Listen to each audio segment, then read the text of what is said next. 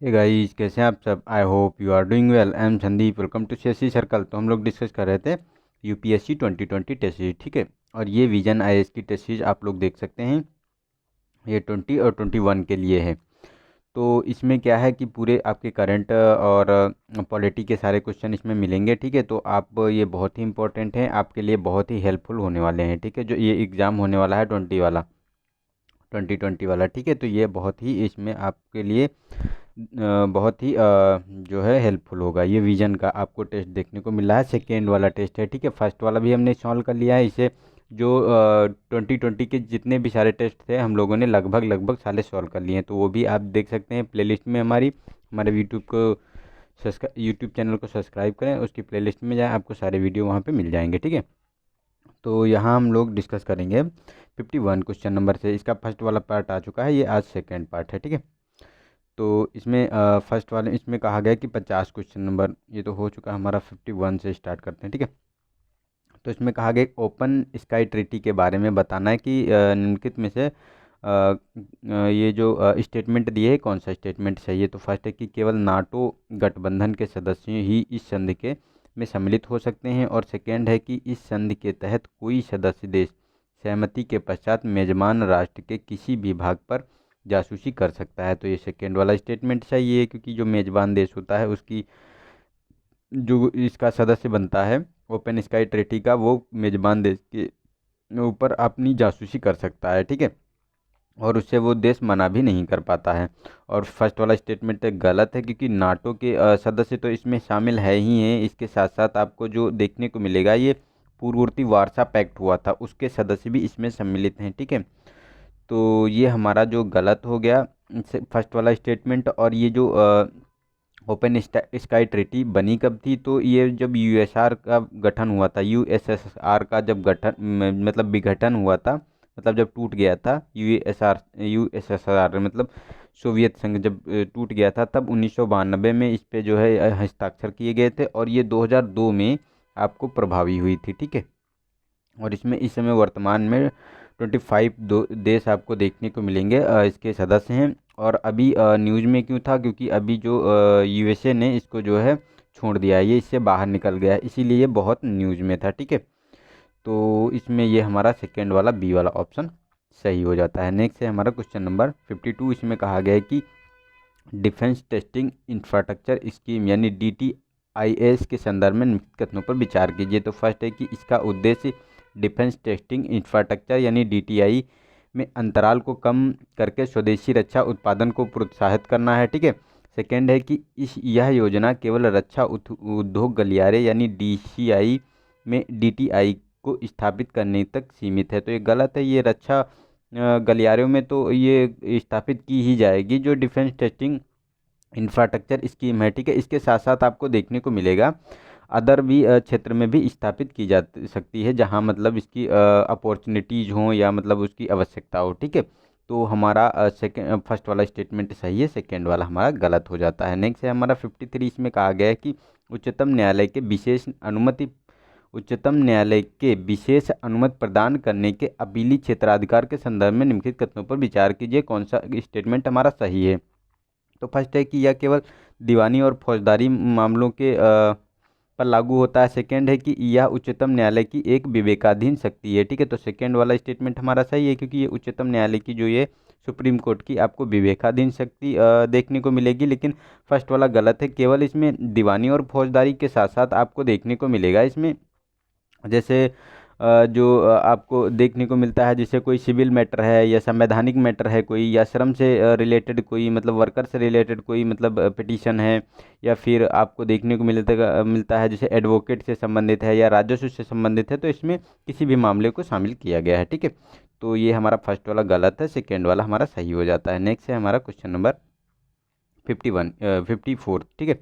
तो इसमें कहा गया कि भारत में स्थानीय स्वशासन के संदर्भ में निम्नलिखित कथनों पर विचार कीजिए। तो फर्स्ट है कि स्थानीय सरकार संविधान की 7वीं अनुसूची में समवर्ती सूची के तहत एक विषय है, ठीक है। सेकेंड है कि भारत के भाग जो 9 है, ठीक है, भाग 9 के उपबंध में संघ राज्य क्षेत्र पर लागू नहीं होता है। तो देखो ये गलत है। भारत का जो ये भाग 9 है वो संघ राज्य छात्रों क्या मतलब पूरे इंडिया में लागू होता है, ठीक है, लगभग लगभग, ठीक है।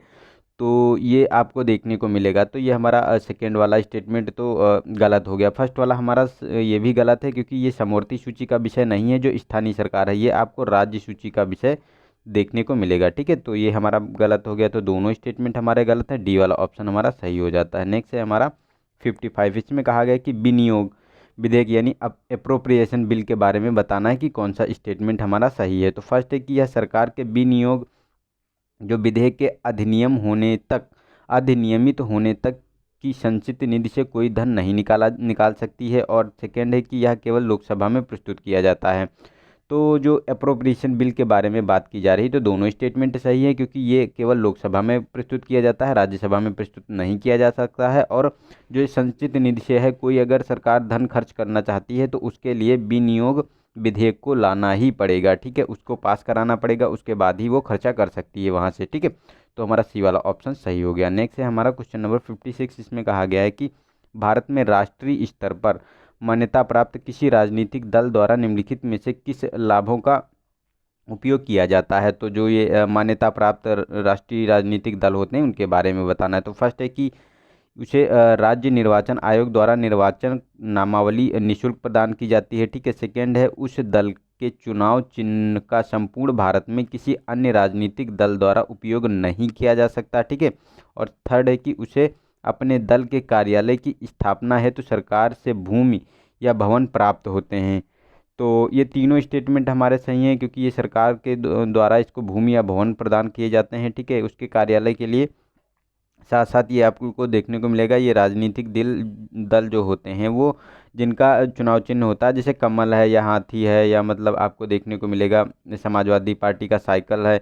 तो ये जिसका है वही यूज कर सकता है पूरे इंडिया में, ना कि कोई दूसरा राजनीतिक दल, ठीक है। और इन्हें निर्वाचक नामावली होती है वो निर्वाचन आयोग द्वारा निःशुल्क प्रदान की जाती है। तो तीनों स्टेटमेंट सही है, हमारा डी वाला ऑप्शन सही हो जाता है। नेक्स्ट है हमारा क्वेश्चन नंबर 57। इसमें कहा गया है कि संविधान के भाग 9 के अंतर्गत जिला योजना समिति के संदर्भ में निम्नलिखित कथनों पर विचार कीजिए। तो फर्स्ट है कि यह जिले में पंचायतों और नगर पालिकाओं द्वारा तैयार योजना को समेकित करके एक विकास योजना का प्रारूप तैयार करती है और उसे राज्य सरकार को प्रेषित करती है, ठीक है। सेकेंड है कि जिला योजना समिति को जो जिला योजना समिति होती है उसके 2/3 सदस्यों का निर्वाचन जिला पंचायत और नगर पालिकाओं के निर्वाचित सदस्यों द्वारा अपने बीच से किया जाता है। तो ये गलत है, इसमें 2/3 नहीं होते हैं, ये 4/5 होते हैं, ठीक है, जो आपको देखने को मिलेंगे निर्वाचन जिनका होता है जिला पंचायत और नगर पालिकाओं से, ठीक है। तो ये गलत हो गया स्टेटमेंट हमारा, और फर्स्ट स्टेटमेंट हमारा सही है, क्योंकि ये होती है आपको जिला योजना समिति होती है, ये काम करती है कि जो नगर पालिका और पंचायतें हैं, ठीक है, उसके जो है विकास के लिए एक योजना तैयार करती है और जो राज्य सरकार को प्रेषित करती है, मतलब भेजती है, ठीक है।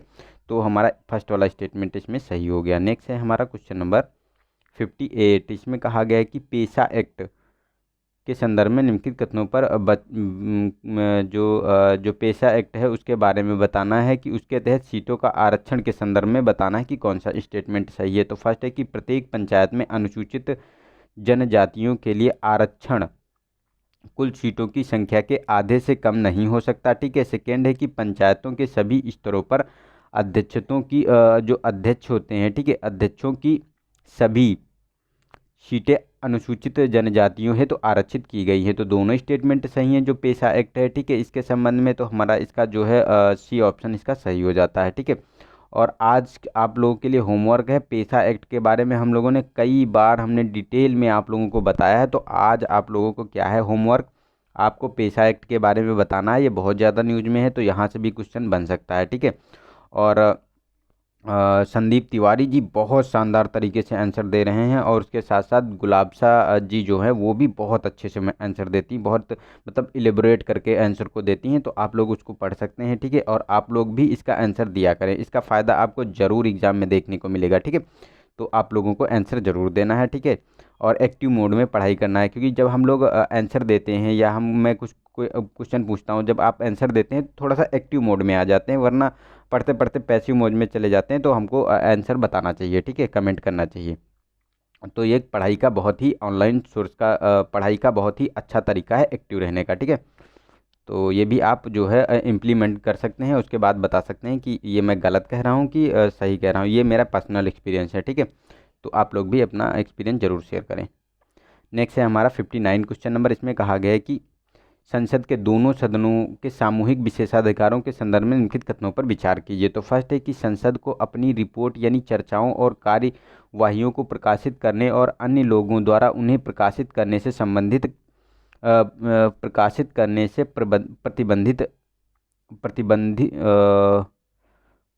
संसद को अपनी रिपोर्ट और चर्चाओं और कार्यवाहियों को प्रकाशित करने तथा अन्य लोगों द्वारा उन्हें प्रकाशित करने से प्रतिबंधित करने का अधिकार है, ठीक है।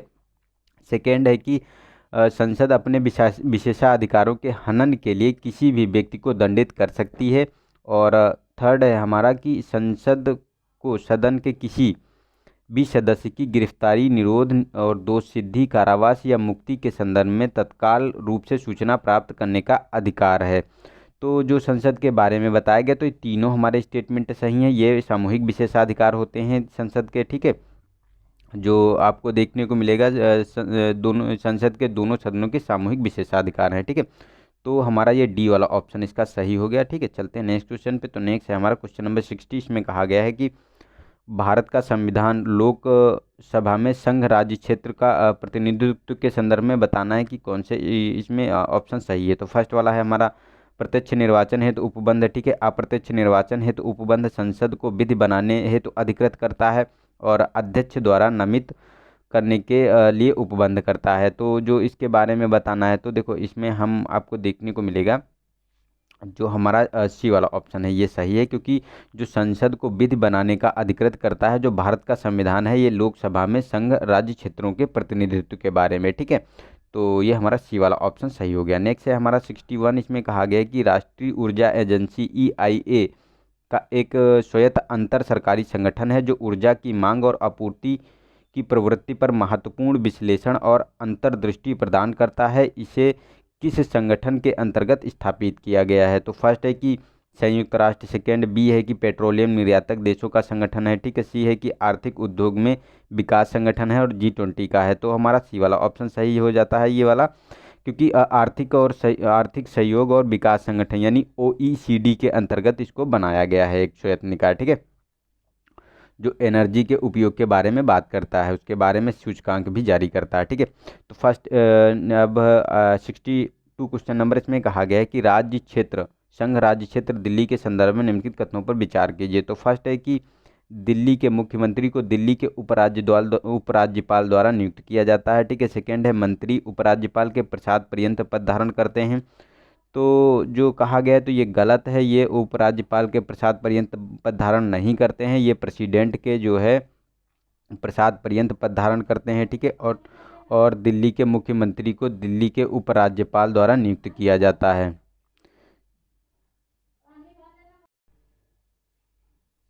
तो इसमें जो दिल्ली के मुख्यमंत्री का उपराज्यपाल द्वारा इसकी नियुक्ति नहीं होती है, प्रेसिडेंट द्वारा होती है। तो दोनों के दोनों हमारे स्टेटमेंट गलत हैं, तो हमारा डी वाला ऑप्शन सही हो जाता है, ठीक है। चलते हैं नेक्स्ट क्वेश्चन पे। तो नेक्स्ट है हमारा क्वेश्चन नंबर 63। इसमें कहा गया है कि भारत के उपराष्ट्रपति के संदर्भ में निम्नलिखित कथनों पर विचार कीजिए। तो फर्स्ट है कि उपराष्ट्रपति को महाभियोग की प्रक्रिया द्वारा पद से हटाया जा सकता है, ठीक है। सेकेंड है कि उपराष्ट्रपति को हटाने का प्रस्ताव संसद के दोनों सदनों द्वारा अलग अलग विशेष बहुमत से पारित होना चाहिए। और थर्ड है कि उपराष्ट्रपति को हटाने के लिए संविधान में किसी भी आधार का उल्लेख नहीं किया गया है। तो थर्ड वाला स्टेटमेंट तो हमारा सही है, क्योंकि कोई आधार इसके लिए नहीं बताया गया है उपराष्ट्रपति के लिए कि किस आधार पर हटाया जाएगा इसको। लेकिन जो कहा गया है कि महाभियोग की प्रक्रिया, तो इसके लिए महाभियोग की प्रक्रिया का भी इस्तेमाल नहीं किया जाता है। इसमें आपको देखने को मिलेगा जो राज्यसभा होती है उसके एक संकल्प द्वारा जो पूर्ण बहुमत से पारित होता है, उस आधार पर इसे हटाया जाता है। इसके लिए लोकसभा की जो है सहमति आवश्यकता होती है, लेकिन इसमें विशेष बहुमत की दोनों में आवश्यकता नहीं होती है, ठीक है। साधारण बहुमत से वो मतलब स्वीकृति दे देती है, ठीक है। तो उसके बाद उसको जो हटा दिया जाता है राष्ट्रपति को, मतलब उपराष्ट्रपति को, ठीक है, मतलब वाइस प्रेसिडेंट को। तो हमारा थर्ड वाला स्टेटमेंट इसमें सही है और सारे के सारे गलत हैं। तो हमारा सी वाला ऑप्शन सही हो जाता है। नेक्स्ट है 64, इसमें कहा गया है कि भारत में मतदान पत्र यानी बैलेट पेपर या ईवीएम पर उपयुक्त में से कोई नहीं या नोटा संदर्भित करता है। तो फर्स्ट है कि ए ऑप्शन हमारा दोबारा निर्वाचन कराने की मांग का अधिकार है। सेकेंड है कि गुप्त रूप से किसी भी उम्मीदवार को मत ना देने का अधिकार है। और सी है कि निर्वाचन प्रक्रिया में विश्वास की कमी को व्यक्त करने का अधिकार है। और डी है कि उम्मीदवार को किसी उम्मीदवारों की एक नवीन सूची के साथ पुनः निर्वाचन कराने की मांग करता है। तो हमारा देखो बी वाला ऑप्शन सही हो जाता है इसमें, क्योंकि गुप्त रूप से किसी उम्मीदवार को मत ना देने का अधिकार है। क्योंकि अगर हमें हमारे क्षेत्र में जैसे कॉन्स्टिट्यूंसी में हमारे जो भी 4-5 जो या 5-6 जितने भी मतलब उम्मीदवार खड़े हुए हैं, ठीक है, चुनाव लड़ रहे हैं, तो हमें अगर किसी को पसंद नहीं है कि हम इनको वोट दें, तो उसके लिए नोटा एक ऑप्शन दिया गया है कि आप व्यक्त कर सकते हैं कि इनमें से कोई भी हमारे लिए मतलब सफिशियंट नहीं है उम्मीदवार, इसलिए मैं नोटा पे क्लिक कर रहा हूँ, ठीक है। नेक्स्ट है 65, इसमें कहा गया कि विधान परिषद के संदर्भ में निम्नलिखित कथनों पर विचार कीजिए। तो फर्स्ट है कि भारत का संविधान यह प्रावधान करता है कि किसी व्यक्ति को विधान परिषद के लिए निर्वाचित होने हेतु संबंधित राज्य में किसी विधान सभा क्षेत्र का निर्वाचक होना चाहिए, ठीक है। सेकेंड है कि परिषद के 14 दिनों के भीतर धन विधेयक को वापस लौटाना आवश्यक है और विधान परिषद का सदस्य मुख्यमंत्री या मंत्री नहीं बन सकता। तो ये गलत है। विधान परिषद का सदस्य है, ये आपको देखने को मिलेगा मुख्यमंत्री या मतलब कोई भी मंत्री बन सकता है, ठीक है। तो ये हमारा थर्ड वाला गलत हो गया स्टेटमेंट। और जो सेकेंड वाला कहा गया है तो ये हमारा सही है, क्योंकि 14 दिन के अंदर जो है विधान परिषद को धन विधेयक को वापस लौटाना होगा, वरना अन्यथा वो पास मान लिया जाएगा जो विधान परिषद से, ठीक है।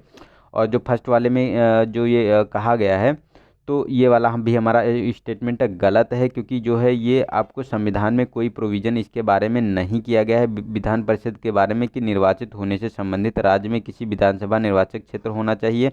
ये आपको देखने को मिलेगा जो लोक प्रतिनिधि एक्ट आया था, अधिनियम आया था 1951 का, उसके अंतर्गत ये मतलब किया गया है, ना कि संविधान में ऐसा प्रोविज़न है। तो हमारा केवल सेकेंड स्टेटमेंट सही है, तो बी वाला ऑप्शन हमारा सही हो जाता है। नेक्स्ट है हमारा क्वेश्चन नंबर 66, इसमें कहा गया है कि निम्नलिखित में से किन परिस्थितियों में संसद सदस्य को दल परिवर्तन के आधार पर निरर्ह घोषित नहीं कर सकता।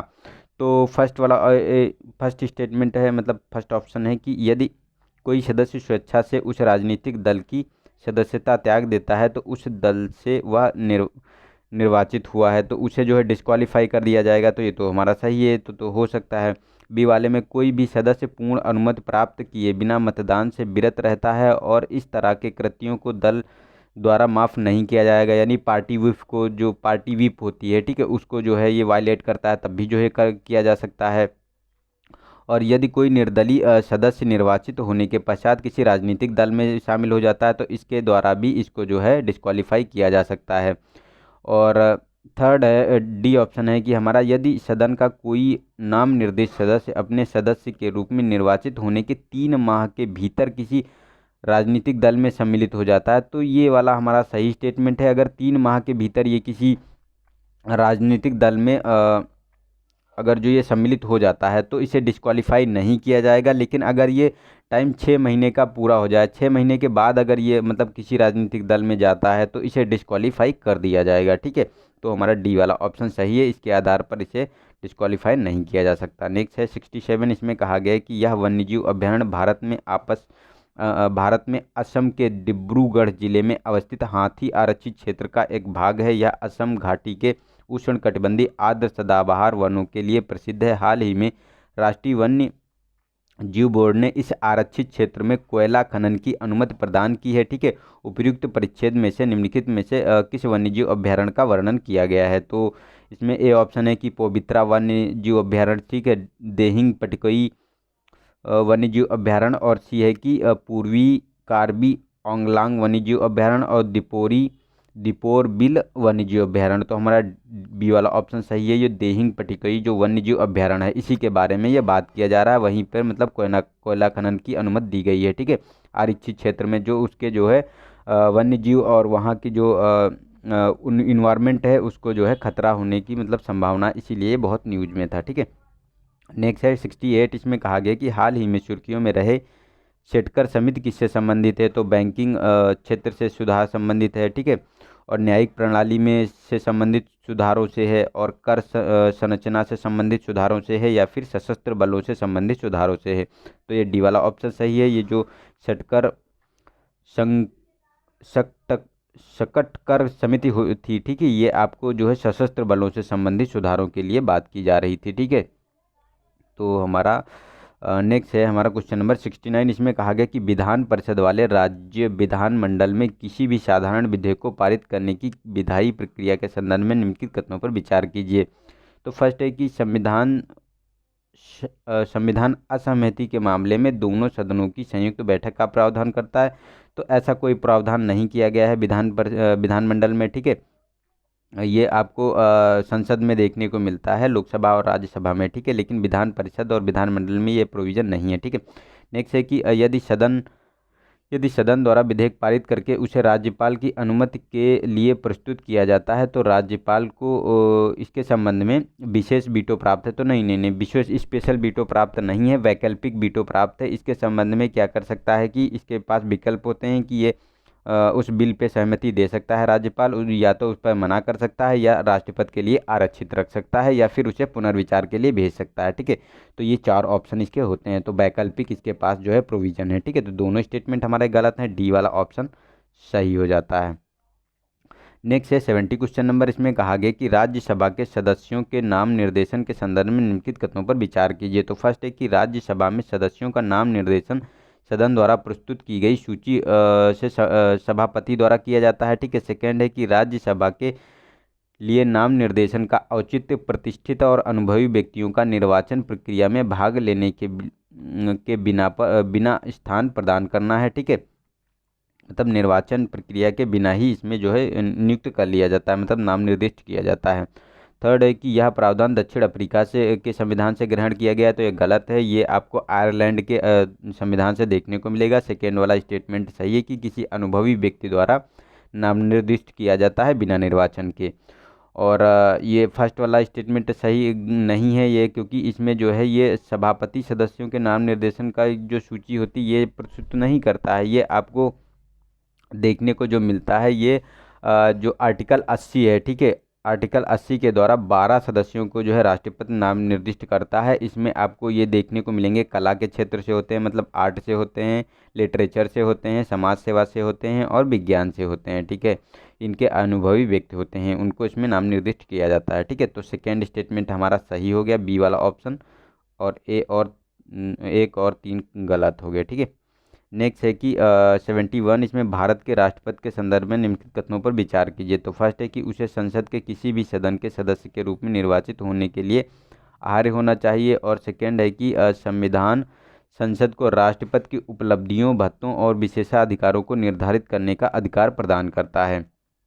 तो जो इसके बारे में कहा गया है 71 क्वेश्चन नंबर में, जो भारत के राष्ट्रपति के मतलब भारत के राष्ट्रपति के संदर्भ में, तो ये जो दोनों के दोनों स्टेटमेंट हैं, तो ये फर्स्ट वाला तो इसमें गलत हो जाता है, क्योंकि जो संसद का किसी भी सदन के सदस्य के रूप में निर्वाचित होने के लिए आर्य होना चाहिए, तो ये नहीं है। ये लोकसभा के लिए मतलब निर्वाचित होने के लिए ये मतलब इसके पास क्वालिफिकेशन होनी चाहिए, ठीक है। और सेकेंड वाला स्टेटमेंट हमारा सही है, तो हमारा जो है बी वाला ऑप्शन सही हो जाता है, ठीक है। नेक्स्ट है हमारा क्वेश्चन नंबर 72। इसमें कहा गया है कि संसद में प्रयोग की जाने वाली भाषा के संदर्भ में बताना है। तो फर्स्ट है कि 8वीं अनुसूची में उल्लिखित किसी भी भाषा का प्रयोग संसद के कार्य संचालन में किया जा सकता है, ठीक है। सेकेंड है कि कोई भी सदस्य अपनी मातृभाषा में संसद को संबोधित कर सकता है। तो सेकेंड स्टेटमेंट हमारा सही है, क्योंकि कोई भी जो सदस्य है वो अपनी मातृभाषा में संबोधित कर सकता है, ठीक है। लेकिन ये फर्स्ट वाला स्टेटमेंट गलत है। इसमें केवल 2 भाषाओं को मतलब वरीयता दी गई है, हिंदी और अंग्रेजी। उसी के संबंध में हिंदी में या तो कार्य संचालन होगा सदन का, या फिर अंग्रेजी में होगा, ठीक है।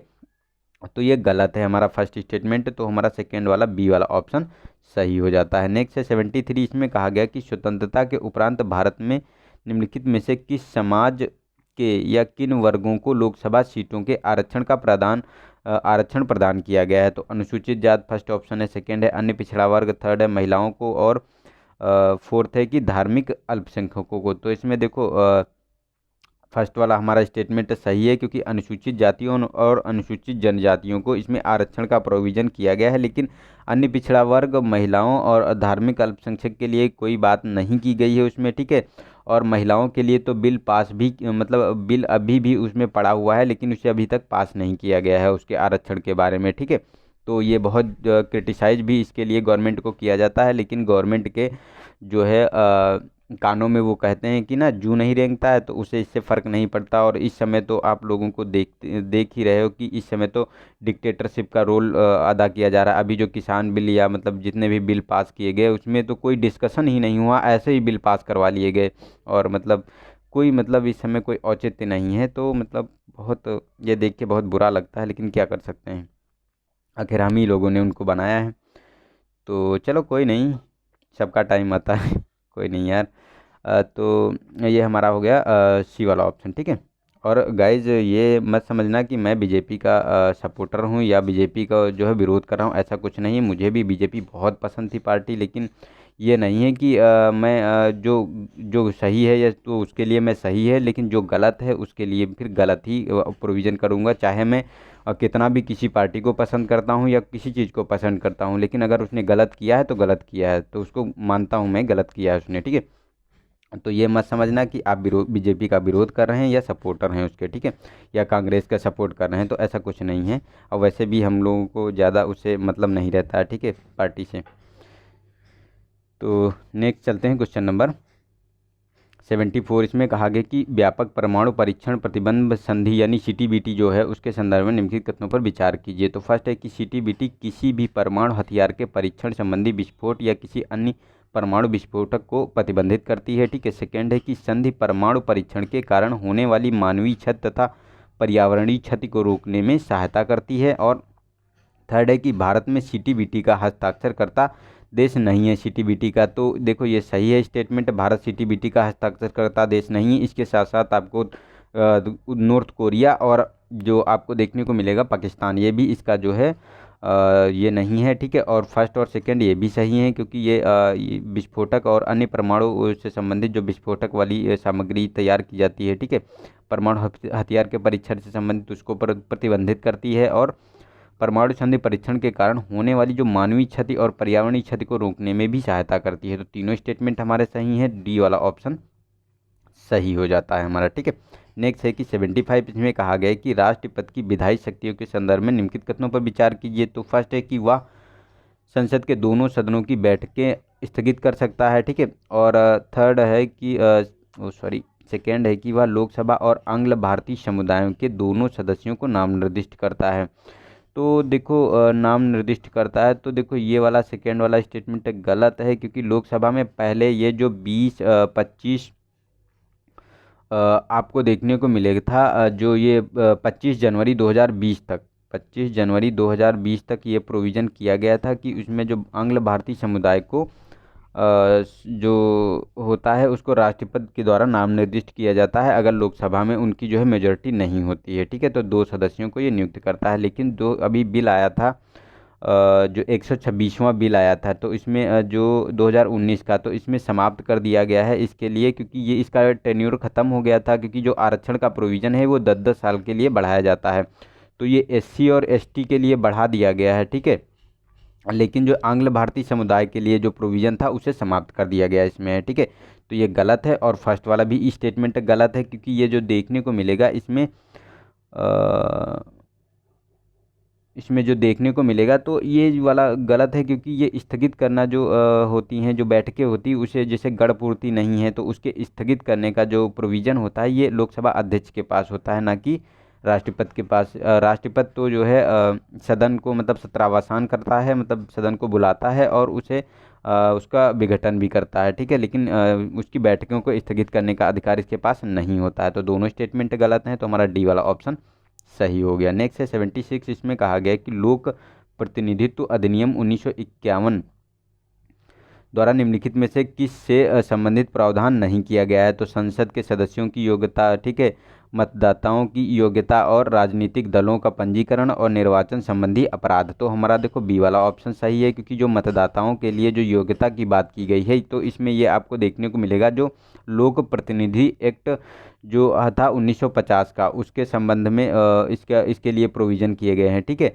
लेकिन जो संसद की सदस्य की योग्यता की बात करें, राजनीतिक दलों के पंजीकरण और निर्वाचन संबंधी जो अपराध की बात करते हैं, ये आपको लोक प्रतिनिधि एक्ट 1951 द्वारा प्रावधान किए गए हैं। ठीक है, तो इसमें कंफ्यूज नहीं होना है, इसको अच्छे से याद रखना है आप लोगों को। ठीक है, नेक्स्ट है 77। इसमें कहा गया है कि अधीनस्थ न्यायालयों के संबंध में निम्नलिखित कथनों पर विचार कीजिए। तो फर्स्ट है कि सत्र न्यायाधीश के पास मृत्यु दंड देने की शक्ति होती है। ठीक है, सेकेंड है कि मुख्य न्यायाधीश मजिस्ट्रेट उन आपराधिक मामलों की सुनवाई कर सकता है जिसमें 7 वर्ष तक का कारावास का दंड दिया गया हो। तो दोनों ये स्टेटमेंट सही हैं, क्योंकि ये इसको अधिकार प्राप्त किए गए हैं। ठीक है, तो हमारा सी वाला ऑप्शन इसका सही हो जाता है। नेक्स्ट है क्वेश्चन नंबर 78। तो कहा गया है इसमें जब सदन का निर्वाचित सदस्य शपथ ग्रहण नहीं करता है तो क्या होता है। तो फर्स्ट है कि वह सदन की कार्रवाई में भाग ले सकता है लेकिन मतदान नहीं कर सकता। सेकेंड है कि वह संसदीय विशेषाधिकारों और उन्मुक्तियों के लिए पात्र होता है। तो ये गलत है, ये इसके कोई विशेषाधिकार नहीं होते हैं अगर वो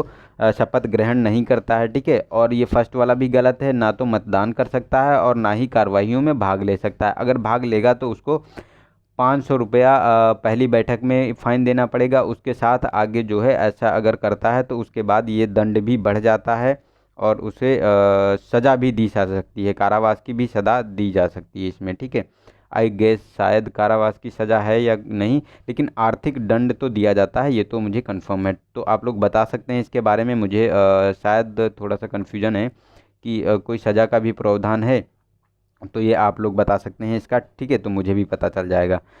तो हमारा जो स्टेटमेंट दोनों गलत है, तो डी वाला ऑप्शन हमारा सही हो जाता है। ठीक है, नेक्स्ट है 79। तो इसमें कहा गया है कि राज्यों के मध्य सीमा अवरोधों को हटाने के उद्देश्य से अनुच्छेद 301 के तहत भारत का संविधान यह प्रावधान करता है कि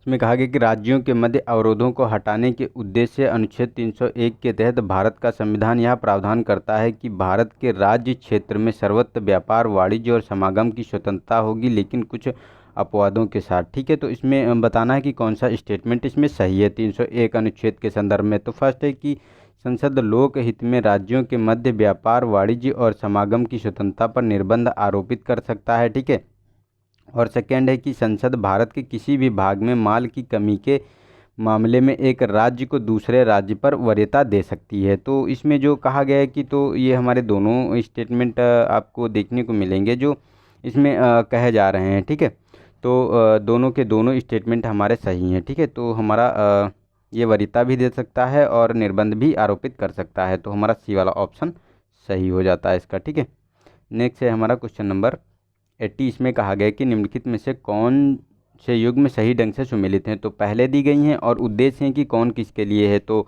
ऑपरेशन सागर मिशन है, तो भारतीय नौसेना में भारतीय नौसेना विदेशों से भारतीय नागरिकों को वापस लाने हैं। ठीक है, ऑपरेशन समुद्र सेतु तो हिंद महासागर क्षेत्र के देश को चिकित्सा सहायता देने हैं। तो ठीक है, और ऑपरेशन वार्प स्पीड तो ये कोविड-19 के लिए वैक्सीन के विकास में तेज़ी लाने के लिए। तो देखो ये थर्ड वाला स्टेटमेंट तो सही है। तो ऑपरेशन वार्प जो था वार्प स्पीड, ठीक है, ये कोविड-19 के लिए वैक्सीन के विकास में तेज़ी लाने के लिए था। ठीक है, लेकिन जो ये ऑपरेशन समुद्र शक्ति था तो ये भारतीय नागरिकों को विदेशों से वापस लाने के लिए था। लेकिन सागर मिशन था ये हिंद महासागर के क्षेत्र में देशों को चिकित्सा सहायता प्रदान करने के लिए, जैसे मालदीव है और मॉरिशस है, मेडागास्कर है, इन सब देशों के लिए ये प्रोवाइड कराता था। ठीक है, तो ये हमारा फर्स्ट एंड सेकंड गलत है, थर्ड वाला हमारा सही है, तो सी वाला ऑप्शन इसका सही हो जाता है। ठीक है, नेक्स्ट चलते हैं क्वेश्चन नंबर 81। इसमें कहा गया है कि भारत में पंचायती राज व्यवस्था के संदर्भ में निम्नलिखित कथनों पर विचार कीजिए। तो फर्स्ट है कि 73वें संविधान संशोधन अधिनियम 1992 के माध्यम से पंचायती राज संस्थानों को संवैधानिक दर्जा प्रदान किया गया है। सेकेंड है कि संविधान के तहत 20 लाख से कम जनसंख्या वाले राज्यों में पंचायती राज की द्विस्तरीय प्रणाली के विकल्प का उपबंध किया गया है। ठीक है, तो ये दोनों स्टेटमेंट हमारे सही हैं इसके संबंध में, तो हमारा सी वाला ऑप्शन सही हो जाता है। नेक्स्ट है हमारा 82 क्वेश्चन नंबर। इसमें कहा गया कि आंचलिक परिषदों में, मतलब जो क्षेत्रीय परिषद थी, ठीक है, उसी के संदर्भ में बताना है कि कौन सा स्टेटमेंट सही है। तो फर्स्ट है कि ये सांविधिक निकाय हैं, और सेकेंड है कि केंद्रीय गृह मंत्री प्रत्येक आंचलिक परिषद का अध्यक्ष होता है। तो दोनों स्टेटमेंट सही हैं। ये जो राज्य पुनर्गठन एक्ट था, ठीक है, 1956 का, उसी के अंतर्गत इन्हें बनाया गया था, और इसका अध्यक्ष केंद्रीय गृह मंत्री होता है, ठीक है। और ये 5 आपको क्षेत्रीय परिषदें देखने को मिलेंगी, ठीक है। नॉर्थ है, नॉर्थ जो आपको उत्तरी क्षेत्रीय परिषद है, दक्षिणी है, पश्चिमी है, और पूर्वी है, इसके साथ साथ मध्य है, ठीक है। तो ये आप लोग पूरा डिटेल है। और नॉर्थ ईस्ट के लिए एक क्षेत्रीय परिषद अलग से बनाई गई है, तो उसकी डिटेल आप लोगों को लिखना है कि किस एक्ट के अंतर्गत बनाई गई है और कब बनाई गई है, ठीक है। तो ये आप लोगों को बताना है। तो हमारा जो, चलो एक्ट मैं बता देता हूँ, 1971 का है, ठीक है। कब बनाई गई ये आप लोगों को बताना है। तो हमारे दोनों स्टेटमेंट इसमें सही है, तो सी वाला ऑप्शन, ये वाला हमारा सही हो गया, ठीक है।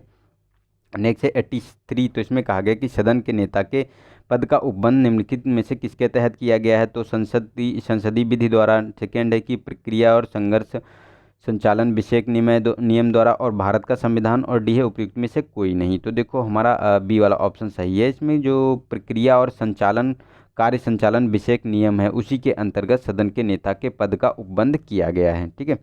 नेक्स्ट है 84। इसमें कहा गया है कि यह समिति संबंधित मंत्रालयों विभागों की अनुदान मांगों पर विचार करती है, यह कार्यपालिका की जवाबदेही सुनिश्चित करती है, और बजट पर बहस में सहायता करती है। समिति के सदस्य दोनों सदनों के पीठासीन अधिकारियों द्वारा नाम निर्दिष्ट किए जाते हैं। तो फर्स्ट वाला स्टेटमेंट है कि निम्नलिखित में से किस समिति का वर्णन किया गया है।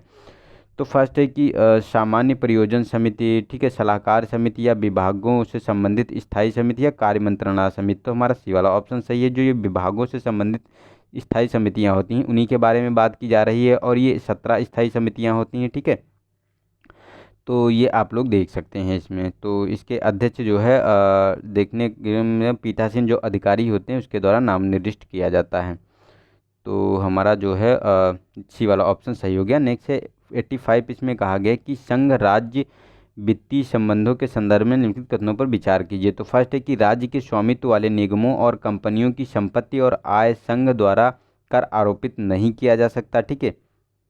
और सेकेंड है कि राज्य के भीतर संघ की संपूर्ण संपत्ति राज्य कराधान के अधीन होती है। तो ये गलत है। संपूर्ण संपत्ति राज्य कराधान के अधीन नहीं होती है। इसमें आपको देखने को मिलेंगे जो राज्य के अंतर्गत आती है, जैसे नगर पालिका, जिला बोर्ड या पंचायत के अंतर्गत जो आती है, उससे छूट प्रदान की गई है। लेकिन जो आपको देखने को मिलेगा शेयर धारक होते हैं, ठीक है, भूमि होती है, ऋण होते हैं, या अचल या चल संपत्ति होती है, तो इन सब पे जो है संसद का जो संघ की उस पे उसके संघ के अधीन होती है, ठीक है।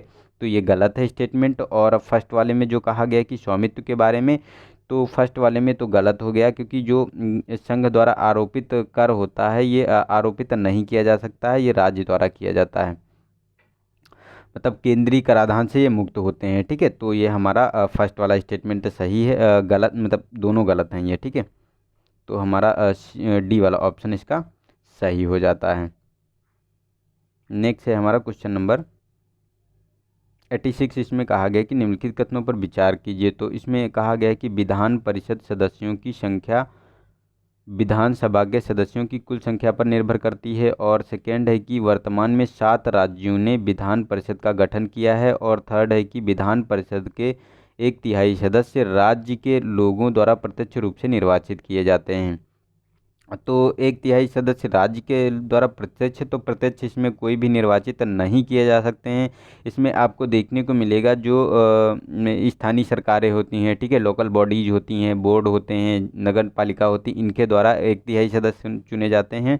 उसके साथ साथ 1/12 जो होते हैं, ये आपको देखने को मिलेगा जो उच्च शिक्षा संस्थान में 3 वर्ष से अध्यापन कर रहे हैं। और 1/12 जो होते हैं वो आपको देखने को मिलेंगे जो स्नातक कर चुके हैं, 3 साल तक पूरा कर चुके हैं, वो जो रजिस्टर्ड हैं। और इसके साथ साथ जो 1/6 जो है ये राज्यपाल द्वारा नियुक्त किए जाते हैं। तो ये पूरा इसका डिटेल है, ठीक है। तो ये गलत हो गया हमारा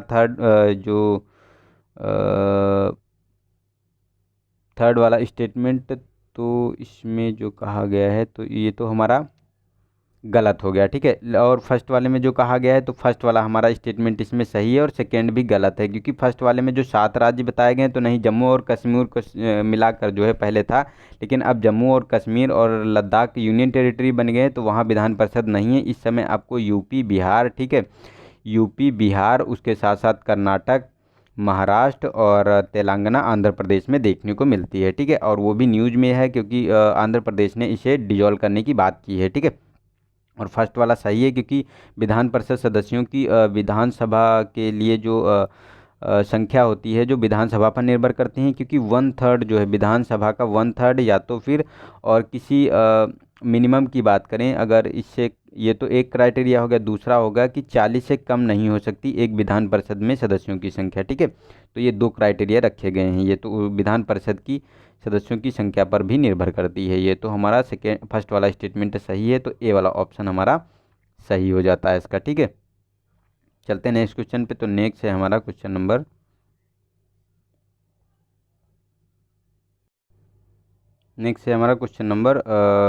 87। इसमें कहा गया कि मतदान की आयु सीमा में कमी करने और वृद्धि करने के लिए अधिनियम पारित किया जाना चाहिए। तो फर्स्ट है कि संसद के साधारण बहुमत से, ठीक है, बी है कि संसद के विशेष बहुमत से, सी है कि विशेष बहुमत और आधे राज्यों की सहमति से, और डी है कि भारत निर्वाचन आयोग के आदेश से।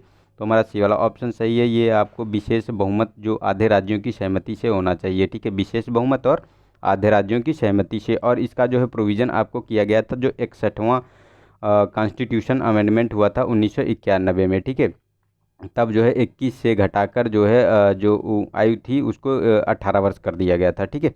नेक्स्ट है 88। इसमें कहा गया कि ये महाराष्ट्र और गुजरात के कुछ भागों में पाए जाने वाले विशेष रूप से कमज़ोर जनजाति समूहों में से एक हैं, ठीक है। इन्हें खैर की लकड़ी से कत्था का गाढ़ा गाढ़ा अर्क बनाने के अपने प्राचीन व्यवसाय के लिए जाना जाता है। हाल ही में इस जनजाति के लोग औषधि कंपनियों के द्वारा उपयोग की जाने वाली गौड़ वन उपज गिलोय के विपणन में एक सफल उद्यम की स्थापना से संबद्ध होने के कारण चर्चा में रहे हैं। तो किस जनजाति के बारे में बात की जा रही है? तो फर्स्ट है कि मोरिया है, गोंड है, या फिर कोलम है, सी ऑप्शन डी है कि कातकारी है। तो हमारा डी वाला ऑप्शन सही है, ये कातकारी जनजाति के बारे में बात की जा रही है जो महाराष्ट्र और गुजरात वाले क्षेत्र में पाई जाती है, ठीक है।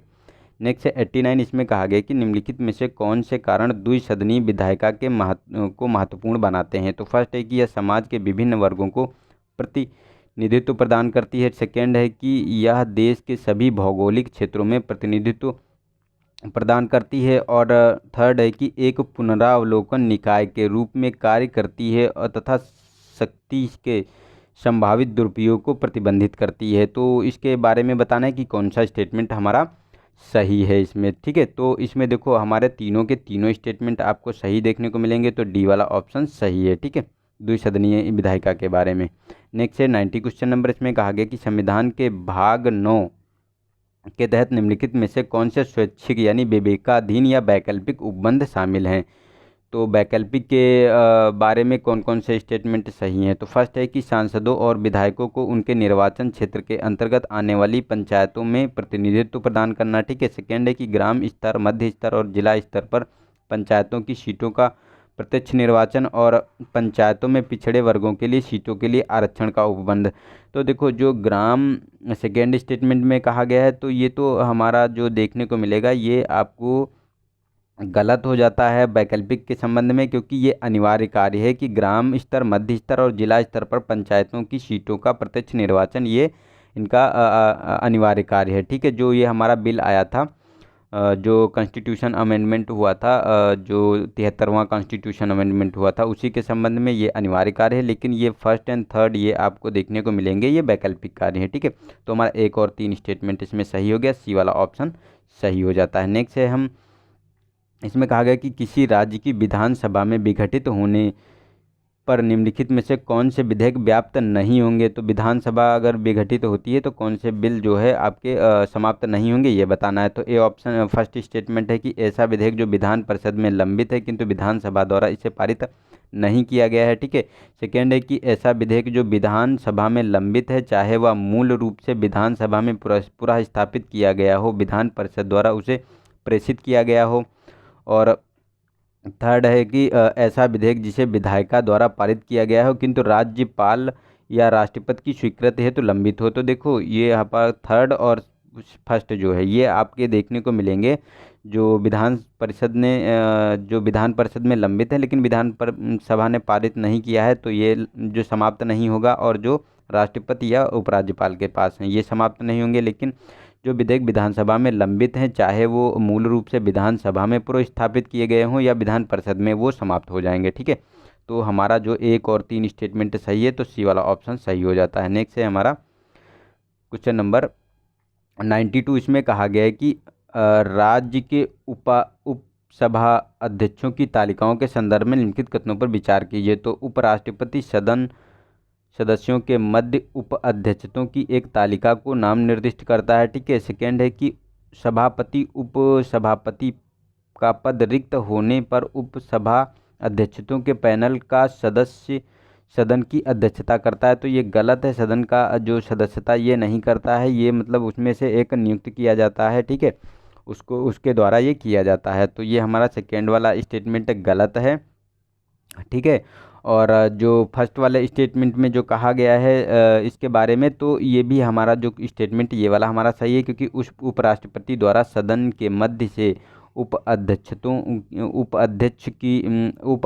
की एक तालिका को नाम निर्दिष्ट किया जाता है। ठीक है, तो फर्स्ट वाला स्टेटमेंट हमारा सही है, ए वाला ऑप्शन सही हो गया। नेक्स्ट है 93। इसमें कहा गया कि राज्यपाल द्वारा राष्ट्रपति के विचारार्थ विधेयक को आरक्षित करने के संदर्भ में निम्नलिखित कथनों पर विचार कीजिए। तो फर्स्ट है कि यह विधेयक या राष्ट्रपति विधेयक को राज्य विधायिका के पुनर्विचार हेतु वापस करता है और उसे 6 माह के भीतर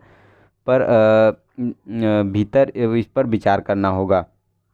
सेकेंड है कि यदि राज्य विधायिका द्वारा विधेयक को संशोधन के साथ बिना संशोधन के पुनः पारित किया जाता है तो राष्ट्रपति के समक्ष प्रस्तुत किया जाता है तो वह विधेयक को स्वीकृति प्रदान करने के लिए बाध्य होगा।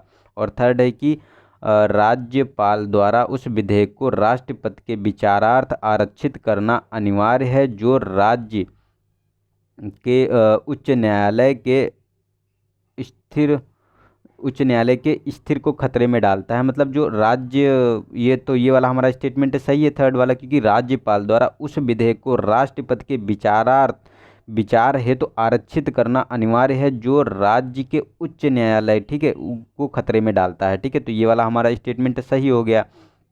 लेकिन जो ये सेकेंड वाले स्टेटमेंट की बात करें तो ये हमारा गलत है क्योंकि यह राज्य विधायिका द्वारा पारित विधेयक को संशोधन के साथ बिना संशोधन के पूरा पारित किया जाता है। ठीक है, तो ये राज्य जो राष्ट्रपति के समक्ष प्रस्तुत किया जाता है तो विधेयक के लिए जो स्वीकृति देने के लिए ये बाध्य नहीं होता है। इसके संबंध में ये गलत स्टेटमेंट है क्योंकि अगर लोकसभा इसे लोकसभा राज्यसभा द्वारा दोबारा पारित करके राष्ट्रपति के पास भेजा जाता है तो वहाँ अनिवार्य है उसको जो है सहमति देनी पड़ेगी राष्ट्रपति को, लेकिन राज्य के बिल में ऐसी कोई बाध्यता नहीं है राष्ट्रपति के पास। ठीक है, चाहे वो दोबारा जाए या तीसरी बार भी बिल जाए तब भी वो बाध्य नहीं होगा उस पर सहमति देने के लिए। और फर्स्ट वाला स्टेटमेंट हमारा जो सही है। ठीक है, तो हमारा जो तीनों का तीनों फर्स्ट एंड थर्ड सही है, तो हमारा बी वाला ऑप्शन सही हो गया। नेक्स्ट है 94। इसमें कहा गया कि संविधान के तहत पंचायतों के विघटन के संदर्भ में निम्नलिखित कथनों पर विचार कीजिए। तो फर्स्ट है कि भारत के संविधान में पंचायतों के विघटन के आधार पर भी निर्दिष्ट नहीं किया जा सकता। ठीक है,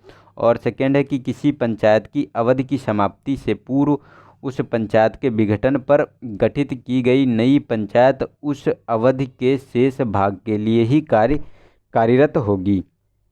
तो जो ये कहा गया है कि तो दोनों स्टेटमेंट हमारे सही हैं इसमें, क्योंकि ऐसा इसमें प्रोविज़न ही किया गया है कि जो पंचायत होती है अगर उसका जो है 5 साल से पहले विघटन हो जाता है तो उसे जो है उस शेष काल के मतलब जैसे 5 साल का टेन्योर है, ठीक है, लेकिन वो 1 साल के बाद विघटन हो गया तो 4 साल बचे, तो 4 साल के लिए वो बचेगी, उसका टेन्योर बचेगा। ठीक है, तो इस संबंध में ये कहा जा रहा है। तो सेकंड सही है और फर्स्ट भी सही है क्योंकि पंचायतों के विघटन के आधार को संविधान में कहीं भी इनका उल्लेख नहीं किया गया है। ठीक है, तो दोनों स्टेटमेंट सही है, सी वाला ऑप्शन हमारा सही हो जाता है। नेक्स्ट है 95।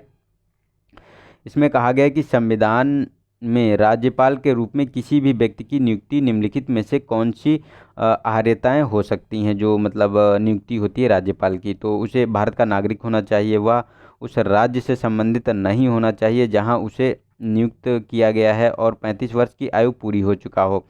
तो देखो ये फर्स्ट वाला और थर्ड वाला स्टेटमेंट तो सही है, लेकिन सेकेंड वाला गलत है। ये संविधान में इसका प्रोविज़न नहीं किया गया है, ये परंपरा के आधार पर देखने को मिलता है। ठीक है, तो ये वाला हमारा स्टेटमेंट गलत है। ये परंपरा के आधार पर होता है ये क्वालिफिकेशन इसकी, लेकिन संविधान में भारत का नागरिक होना चाहिए, 35 वर्ष की आयु पूरी करनी चाहिए उसे। ठीक है, तो हमारा एक और 3 स्टेटमेंट सही हो गया, बी वाला ऑप्शन सही हो जाता है। नेक्स्ट है 96, इसमें कहा गया है कि किसी राज्य के राज्यपाल के संदर्भ में निम्नलिखित कथनों में से कौन सही है। तो फर्स्ट है कि वह ऐसी उपलब्धियों, भत्तों और विशेषाधिकारों का पात्र होता है जो राज्य विधानमंडल द्वारा निर्धारित किए जाते हैं। सेकेंड है कि एक व्यक्ति को एक से अधिक राज्यों के राज्यपाल के रूप में नियुक्त नहीं किया जा सकता। और थर्ड है कि संविधान में ऐसा कोई आधार नहीं है जिसके तहत किसी राज्यपाल को उसके पद से हटाया जा सके। तो जो कहा गया है, तो देखो जो संविधान के संबंध में ये थर्ड वाले स्टेटमेंट में बात की जा रही है, तो ये हमारा जो थर्ड वाला स्टेटमेंट सही है, क्योंकि कोई आधार इसके लिए नहीं किया गया है। ये राष्ट्रपति के जो है प्रसाद पर्यंत पद धारण करता है, जब चाहे वो हटा सकता है। ठीक है, और फर्स्ट वाला सेकेंड वाला स्टेटमेंट सही है। ये मतलब एक से अधिक राज्यों के लिए नियुक्त किए जा सकते हैं। और विशेषाधिकार के पात्र में अगर बात करें तो राज्य विधानमंडल द्वारा निर्धारित किए जाते हैं, तो नहीं, ये संसद द्वारा इसके निर्धारित किए जाते हैं वेतन और भत्ते। ठीक है, तो ये हमारे गलत हैं, तो हमारा थर्ड वाला स्टेटमेंट सही है, तो सी वाला ऑप्शन हमारा सही हो जाता है। नेक्स्ट है क्वेश्चन नंबर 97, इसमें कहा गया है कि निम्नलिखित में से किस समिति ने जिला स्तर पर जिला परिषद के साथ उसके नीचे गांवों के समूह वाली मंडल पंचायत के 2 स्तरीय पंचायती राज व्यवस्था की सिफारिश की थी। तो फर्स्ट है बलवंत राय मेहता थुंगन समिति, बी है अशोक मेहता समिति और गाडगिल समिति।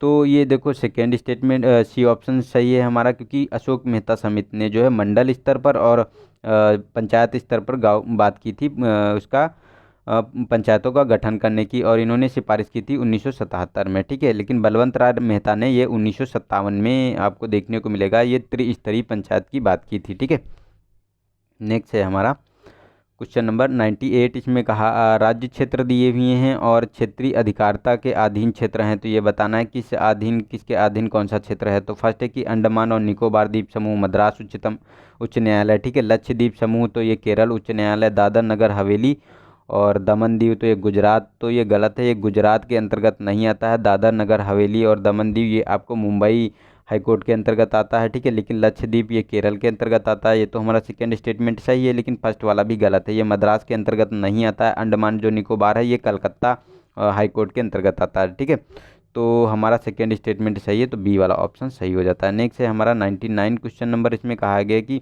प्रकलन समिति के संदर्भ में निम्नलिखित कथनों पर विचार करना है। तो फर्स्ट है कि इस समिति का गठन सर्वप्रथम 1950 में पंडित जवाहरलाल नेहरू की सिफारिश पर किया गया था। सेकेंड है कि इसके सदस्य केवल लोकसभा के होते हैं, तो सेकेंड वाला स्टेटमेंट सही है, लोकसभा के 30 सदस्य होते हैं। ठीक है, इसी में से एक अध्यक्ष होता है इसका। और ये फर्स्ट वाला स्टेटमेंट गलत है, क्योंकि पंडित जवाहरलाल नेहरू की सिफारिश पे ये नहीं किया गया था। ये आपको देखने को मिला था जो वित्त मंत्री थे उस समय के 1950 में, जो तत्कालीन वित्त मंत्री थे जॉन मथाई, उन्हीं की सिफारिश पे इसे नियुक्त किया गया था। ठीक है, ये आपको प्रशासन की कुशलता और मितव्ययिता के बारे में, मतलब कम खर्च करने के बारे में बात करती है। उसको मतलब कुशल बनाना है सरकार के प्रशासन को, और खर्चों को कम करना है या कंसाइज करने के लिए मतलब एक विकल्प का सुझाव देती है। ठीक है, तो हमारा जो इसमें सेकेंड वाला स्टेटमेंट सही हो गया। ठीक है, तो बी वाला ऑप्शन हमारा सही है। ठीक है, नेक्स्ट चलते हैं क्वेश्चन नंबर हमारा है 100। तो इसमें कहा गया है कि राज्यपाल की कार्यकारी शक्तियों के संदर्भ में निम्नलिखित कथनों में से कौन सा सही है। तो फर्स्ट है कि वह राज्य निर्वाचन आयुक्त की नियुक्ति करता है और उसकी सेवा शर्तों को निर्धारित करता है। सेकेंड है कि वह राज्य लोक सेवा के अध्यक्ष और सदस्यों की नियुक्ति करता है और उन्हें पदच्युत करता है। तो जो इसमें कहा गया है कि राज्य की कार्यकारी शक्तियों के बारे में जो राज्यपाल की हैं, तो इसमें आपको देखने को मिलेगा, तो ये हमारा क्वेश्चन नंबर इसमें जो फर्स्ट वाला है ये तो हमारा सही है, क्योंकि यह राज्य निर्वाचन आयुक्त की नियुक्ति करता है और उसकी सेवा शर्तों को निर्धारित करता है। लेकिन ये सेकेंड वाला गलत है। ये तो क्योंकि ये जो राज्य लोक सेवा के अध्यक्ष और सदस्य हैं, इनकी नियुक्ति तो राज्यपाल करता है, लेकिन इन्हें पद से हटाने के लिए जो है राष्ट्रपति के पास पावर है, ना कि जो है राज्यपाल के पास। ठीक है, तो हमारा ये आधा स्टेटमेंट तो सही है, लेकिन आधा गलत है, तो हमारा ए वाला ऑप्शन सही हो जाता है। तो हम लोगों ने यहाँ 100 क्वेश्चन हमारे पूरे हो गए हैं। आई होप मेरा जो ये डिस्कशन है छोटा सा वो अच्छा लगा होगा आप लोगों को, और अच्छा लगा है तो इसे लाइक ज़रूर करें, ठीक है। मोटिवेशन थोड़ा सा मिलता है अगर आप लोग लाइक करते हैं, तो वीडियो बनाने में भी बहुत खुशी होती है और बहुत मतलब अंदर से बहुत ज़्यादा मतलब क्या बताएं, मैं बता नहीं सकता। जब आप लोग पढ़ाएंगे किसी को और जब वो मतलब उससे कुछ आपको अप्रिसिएशन मिलता है तो कितना सेटिस्फेक्शन मिलता है, वो एक टीचर ही समझ सकता है जो पढ़ाता है, या जो कोई स्टूडेंट है जो पढ़ाता है किसी को, वो समझ सकता है। आप लोग भी अगर टाइम हो तो किसी को पढ़ा सकते हैं, ठीक है। और मैं भी किसी एक टीचर से ही इंस्पायर हैं, उन्हीं के द्वारा मैं इंस्पायर हुआ हूँ, और उन्हीं की बातों से तभी मैं भी पढ़ाना चालू की मतलब पढ़ाना शुरू किया हूँ। और मैं कोई मेरी भी ज़्यादा एज नहीं है यार, मैं भी आप लोगों के साथ मतलब कुछ लोग तो मेरे लेक्चर जो देखते हैं वो हमसे बड़े भी हैं और कुछ लोग छोटे भी हैं, तो बड़ों को नमस्ते, छोटों को प्यार, ठीक है। छोटी सी लाइफ है, एंजॉय करो यार, हैं। तो आज के लिए इतना ही। और आप लोगों का आज का डिसीजन भी आ जाएगा सुप्रीम कोर्ट का, तो हालांकि कोई उसमें इशू है नहीं, क्योंकि उसमें हमें नहीं लगता है कि पोस्टपोन किया जाएगा, एग्ज़ाम पोस्टपोन होगा नहीं। आप लोग अपनी तैयारी बिल्कुल जारी रखिए, और एग्ज़ाम 4 अक्टूबर को ही होगा, कंफर्म है ये, ठीक है। तो आप लोग अपनी तैयारी करते रहिए, मिलते हैं नेक्स्ट वीडियो में, तब तक के लिए नमस्कार, जय हिंद, जय भारत।